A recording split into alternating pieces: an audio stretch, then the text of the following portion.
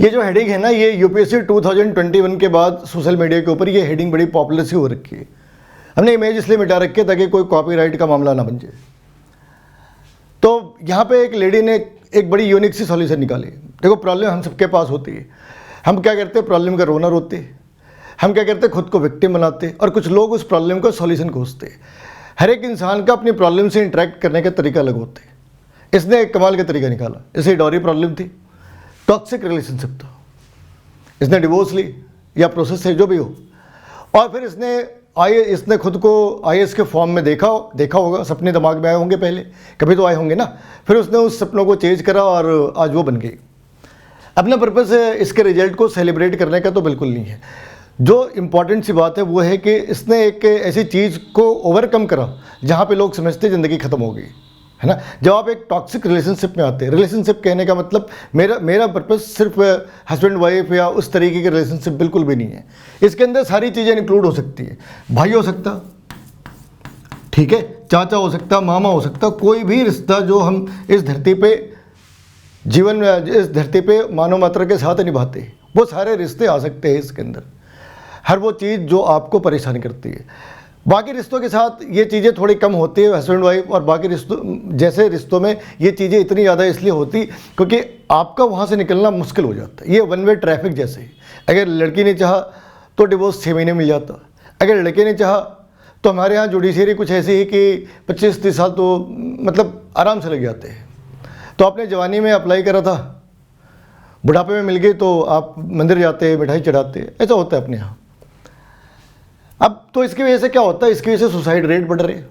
इसकी वजह से क्या होता है, ब्रेन अटैक आ जाती, हाइपरटेंशन के शिकार हो जाते लोग। और दोनों साइड से, लड़कों को भी और लड़कियों को भी, दोनों साइड से लगता है यार ये पता नहीं कौन से जीवन का पाप करा था, है ना। दोनों खड़े होके एक अलग कमरे में एक ही बात सोच रहे होते यार कौन सा पाप करा था, है ना। अब कोसने से कुछ नहीं हो सकता। आप या तो बैठ के कोसते रहे, खुद को विक्टिम बनाते रहे, या फिर इसके सॉल्यूशन निकाले, है ना। तो सॉल्यूशन निकालना एक आर्ट है, एक प्रेजेंस ऑफ माइंड है जो इस लड़की ने करा। बहुत ही कमाल की चीज़ है कि उसने बहुत ही बढ़िया सॉल्यूशन निकाला। अब आप ये देखेंगे कि टॉक्सिक रिलेशनशिप, जब इस पूरे वीडियो के अंदर रिलेशनशिप की बात करी तो ये सिर्फ हस्बैंड वाइफ तक नहीं है, ध्यान रखना, वो सारे रिलेशंस के ऊपर एप्लीकेबल है। और ये सारी बातें उन सारी चीज़ों के ऊपर एप्लीकेबल है। तो आप इसे एक छोटे से सेंस के अंदर, नैरो सेंस के अंदर विजुअलाइज करने की जरूरत नहीं। हाँ, ये ज़रूर है कि ये चीज़ें ये जो टॉक्सिक रिलेशनशिप है और जो विक्टिमहुड है वो इन रिश्तों में ज़्यादा होता है, बाकी रिश्तों से आप बड़े आसानी से एग्जिट कर जाते। अब आप इन्हें पहचानेंगे कैसे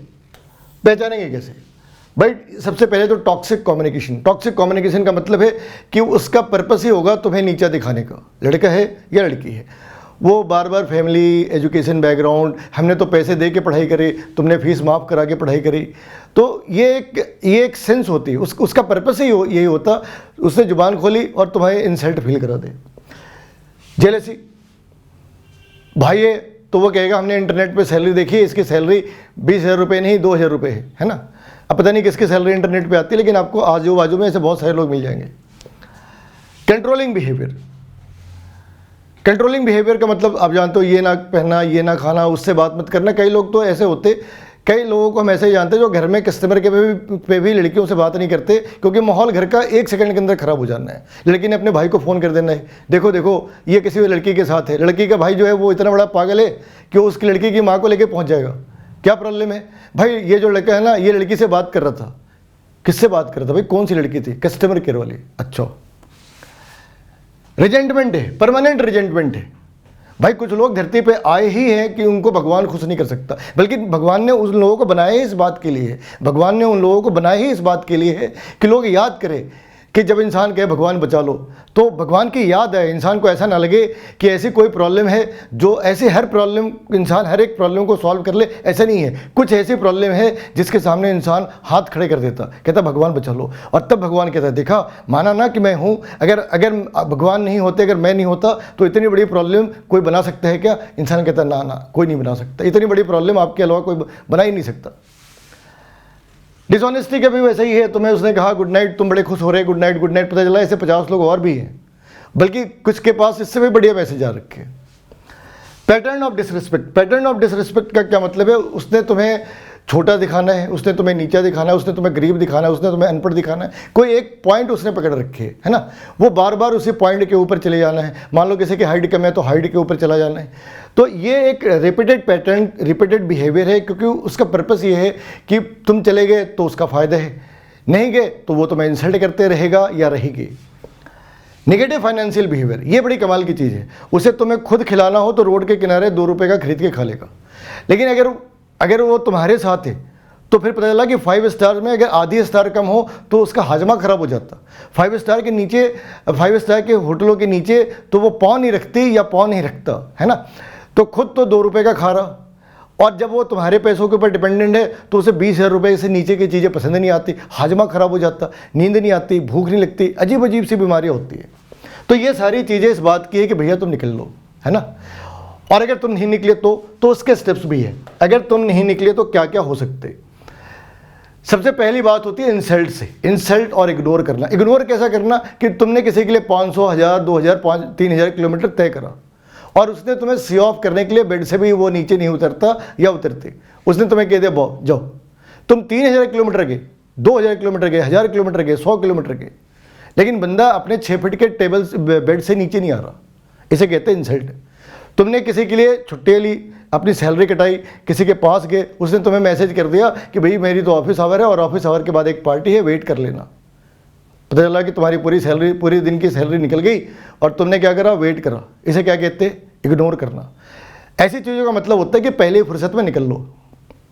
इसका पर्पस होता है, सीधा कहने का पर्पस होता है कि अंकल पहली फुर्सत में निकल लेना, दोबारा अपनी शक्ल मत दिखाना। और अगर तुमने उस वाली स्टेज पे तुम नहीं सुधर जाते तो अगली स्टेज होती है मारपीट की।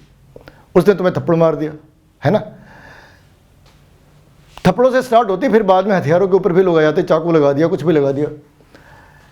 तुम वहां पे भी नहीं सुधरे। मतलब कई लोग होते हैं ना जो पैदा ही होते हैं हम नहीं सुधरेंगे। भाई समझो, इशारों को समझो। अगर तुम उस स्टेज पे नहीं उतरे, रुके या वहां से गायब नहीं हुए, तो अब तीसरी स्टेज आनी है फेक पुलिस कंप्लेन की। ऐसे हजारों केस आपने देखे होंगे। एक केस तो एक बंदे को पर्सनली जानते, उसने 4 साल 5 साल यूपी के जेल में बिताए एक फर्जी केस के ऊपर, क्योंकि उसकी वाइफ ने कंप्लेंट डाल रखी थी। 5 साल जेल में रहा, इंजीनियर है ना। तो चीज़ें चलती है। और फिर सबसे आखिरी है जो सबसे खतरनाक है, कॉन्ट्रैक्ट किलिंग। अब ये कॉन्ट्रैक्ट किलिंग में ज़रूरी नहीं कि हर बार पैसे लगे। उसका बॉयफ्रेंड या उसकी गर्लफ्रेंड, जनरली लड़कियां कत्ल नहीं करती, तो आप यहाँ पे बॉयफ्रेंड को यूनिवर्सल मान सकते।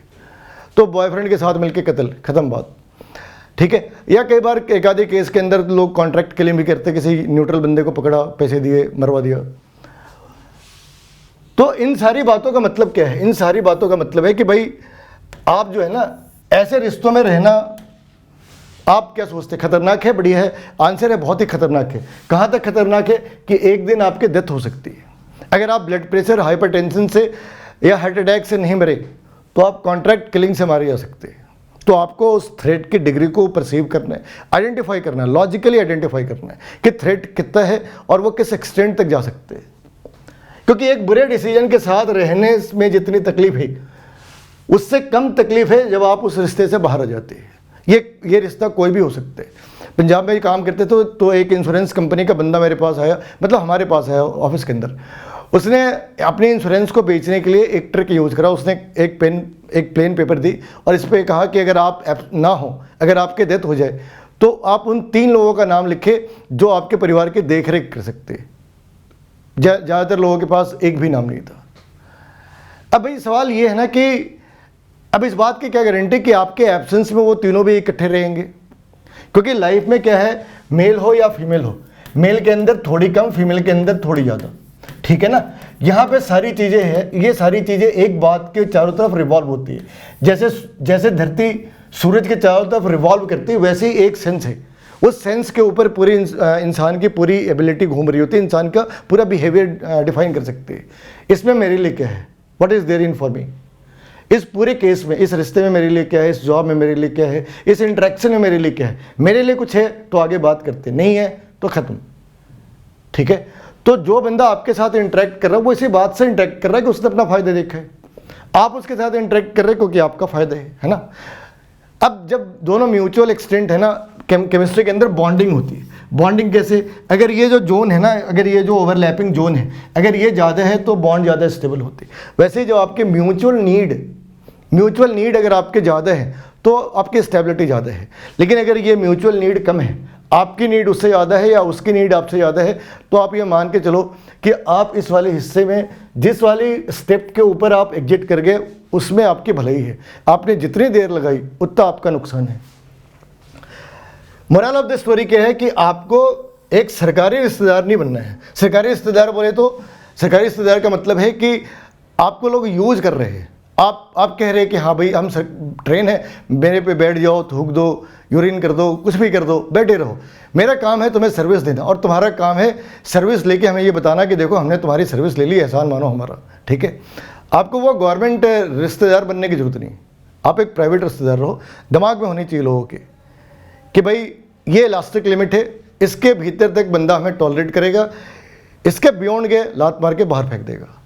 दुनिया में 6 अरब लोग रहते हैं, आपने 10, 20, 50 लोगों को लात भी मार दी, कोई फर्क नहीं पड़ता, बिल्कुल कोई फर्क नहीं पड़ता। 6 अरब में वो 20, 25, 50 लोग जिसने आपका जीना हराम कर रखा है, अगर आप उसे लात मार दे तो पॉपुलेशन में कोई फ़र्क आती है क्या? नहीं आती ना। तो आप ये समझ लीजिए प्रॉब्लम सबके पास होती है, उसे सॉल्व करने का तरीका यूनिक होता है, जैसे इस लड़की का था।